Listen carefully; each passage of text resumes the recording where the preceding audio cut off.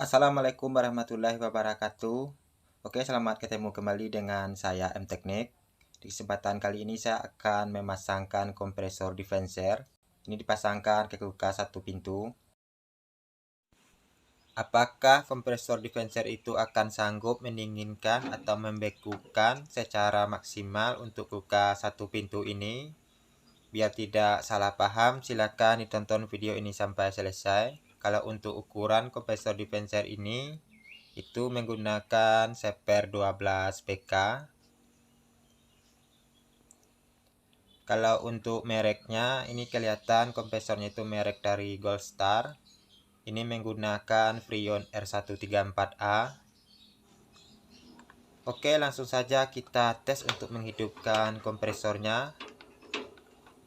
Itu kelihatan ampernya sudah naik sedikit, tapi ini tidak apa-apa, masih bisa dipakai. Selanjutnya kita potong dulu atau kita buang dulu freonnya.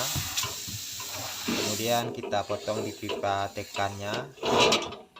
Kalau freonnya sudah habis, selanjutnya barulah kita potong untuk di pipa baliknya ini.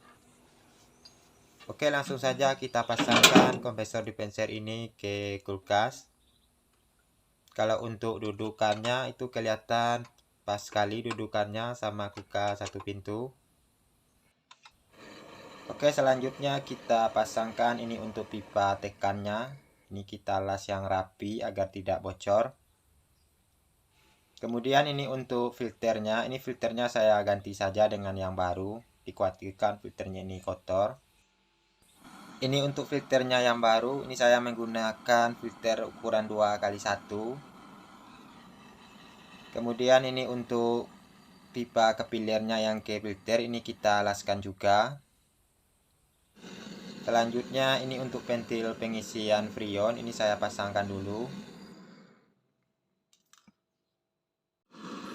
Oke, selanjutnya dilaskan juga ini untuk pipa hisapnya. Ini kita pasangkan dulu pipa hisapnya. Oke, selanjutnya untuk proses vakum. Ini saya menggunakan mesin vakum. Kemudian kalau memvakum menggunakan 3 selang manifold seperti ini. Untuk selang yang warna biru ini kita pasangkan ke ventil pengisian freon. Untuk selang yang warna kuning dipasangkan ke freon. Dan selang yang warna merah ini kita pasangkan ke mesin vakum. Kalau memvakum menggunakan mesin vakum, itu kulkasnya dalam keadaan mati. Oke, langsung saja kita nyalakan mesin vakumnya. Selanjutnya kita buka untuk keran manifold yang warna merah dan yang warna biru ini. Ini kita buka kerannya kedua-duanya. Ini untuk keran manifoldnya dalam posisi terbuka, kedua-duanya itu dalam posisi terbuka. Itu kelihatan mesin vakum masih mengeluarkan asap. Dan kita pastikan juga mesin vakum ini tidak mengeluarkan asap lagi dan suaranya itu halus untuk memastikan tidak ada kebocoran. Oke, ini akan saya vakum selama 10 menit. Oke, sekarang proses vakum sudah selesai. Selanjutnya kita tutup dulu untuk keran manifold yang warna merah ini agar udara tidak masuk lagi ke unit. Selanjutnya untuk keran manifold yang warna biru ini tidak usah ditutup, biarin saja dalam posisi terbuka. Kalau untuk freonnya boleh dimasukkan dulu atau kita matikan dulu mesin vakumnya sebelum memasukkan freon. Oke, langsung saja kita isikan dulu freonnya. Ini saya isikan dulu freonnya sekitaran 50 sampai dengan 60 psi dulu. Itu kelihatan freonnya sudah masuk. Ini dikocok-kocokkan dulu agar freonnya itu cepat masuk karena tabung freonnya itu sudah dingin. Selanjutnya ini kita tutup lagi untuk keran manifoldnya. Ini untuk freonnya ada sekitaran 60 psi. Selanjutnya kita nyalakan kulkasnya. Oke, itu kulkasnya sudah menyala, kelihatan dari jarum analyzer itu turun. Ini kita tunggu dulu sampai jarumnya berhenti sebelum melakukan penambahan freon berikutnya.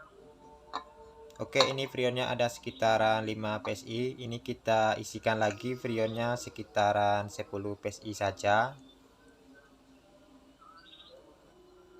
Ini kita isikan freonnya sedikit-sedikit saja atau kita isikan pelan-pelan saja. Ini masih kurang dari 10. Ini kita tambahkan freonnya sedikit lagi.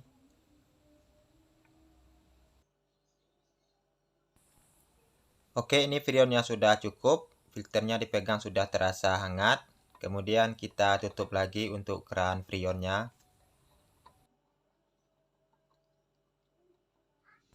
Oke, ini pengisian freon sudah selesai. Kalau untuk filternya kita cek suhunya ini sudah hangat. Kelihatan itu sudah panas dari suhunya. Selanjutnya untuk kondensornya, ini kita cek kondensornya, panas di kondensor ini sudah rata. Ini kondensornya sudah terlihat panas. Oke, sekarang coba kita cek ke dalam, apakah kulkas ini sudah dingin dan apakah evaporator itu sudah dingin. Oke, itu kelihatan untuk evaporatornya itu kelihatan sudah dingin. Ini kelihatan untuk salju di evaporator itu sudah merata. Jadi kalau kita lihat seperti ini, berkemungkinan kulkas ini bisa dingin maksimal. Tapi apakah kulkas ini sanggup beku atau tidak, dan apakah nantinya kulkas ini sanggup untuk membekukan air atau tidak? Mari kita buktikan. Ini diisikan dulu air di dalam plastik. Ini saya isikan 2 buah air saja, dan apakah nantinya ini airnya ini bisa beku secara maksimal dan airnya itu bisa jadi es? Dan apakah kompresor dispenser ini benar-benar sanggup untuk membekukan air ini atau tidak? Mari kita buktikan saja. Ini akan saya tunggu semalam saja. Oke, sekarang coba kita cek ke dalam. Apakah airnya itu sudah benar-benar jadi es? Ini kita buka dulu untuk tutup freezernya. Oke, itu kelihatannya airnya itu sudah benar-benar jadi es.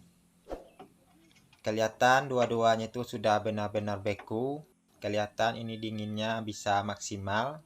Kelihatan dari kedua-dua airnya itu sudah benar-benar beku secara maksimal. Jadi kesimpulannya, memasangkan kompresor dispenser ke kulkas satu pintu, khususnya evaporatornya yang kecil seperti ini, itu kulkasnya itu bisa dingin secara maksimal. Tapi dinginnya itu agak sedikit lebih lambat dibandingkan dengan menggunakan kompresor bawaannya. Jadi kalau untuk membekukan, kompresor freezer itu sanggup untuk membekukan kulkas ini. Kalau untuk evaporator yang besar itu sangat tidak dianjurkan karena tidak akan bisa dingin secara maksimal. Oke, itu saja di pertemuan kali ini. Semoga video ini bermanfaat. Silakan ditunggu video selanjutnya. Wassalamualaikum warahmatullahi wabarakatuh.